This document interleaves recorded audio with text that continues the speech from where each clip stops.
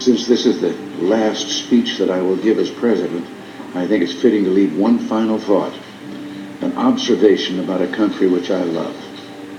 It was stated best in a letter I received not long ago. A man wrote me and said, "You can go to live in France, but you cannot become a Frenchman. You can go to live in Germany or Turkey or Japan, but you cannot become a German, a Turk, or Japanese. But anyone from any corner of the earth can come to live in America and become an American." Yes, the torch of Lady Liberty symbolizes our freedom and represents our heritage, the compact with our parents, our grandparents, and our ancestors. It is that lady who gives us our great and special place in the world.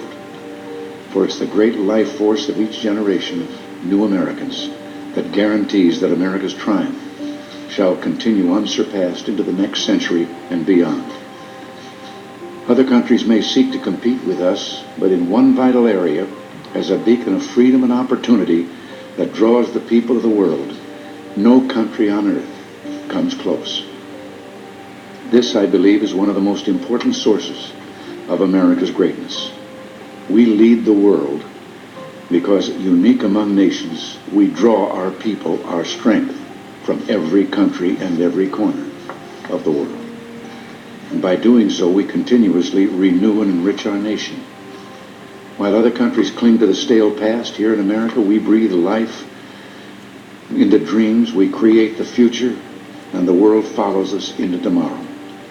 Thanks to each wave of new arrivals to this land of opportunity, we're a nation forever young, forever bursting with energy and new ideas, and always on the cutting edge, always leading the world to the next frontier.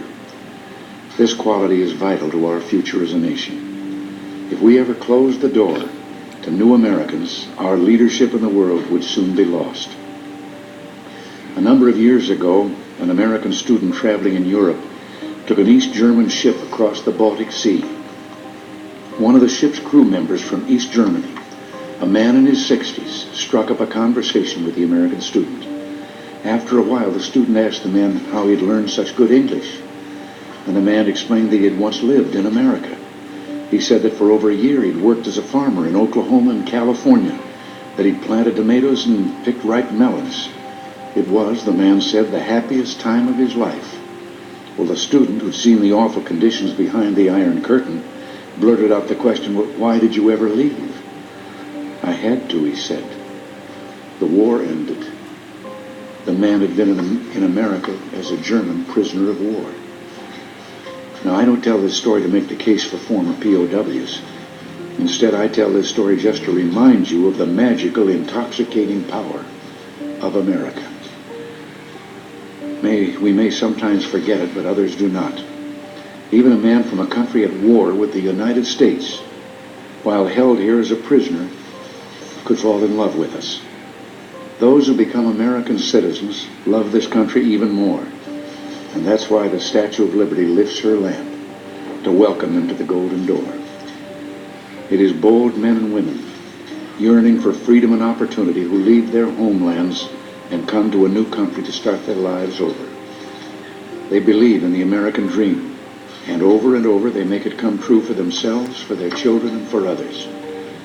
They give more than they receive, they labor and succeed, and often they are entrepreneurs.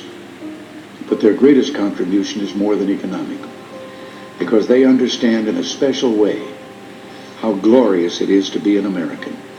They renew our pride and gratitude in the United States of America, the greatest, freest nation in the world, the last best hope of man on earth.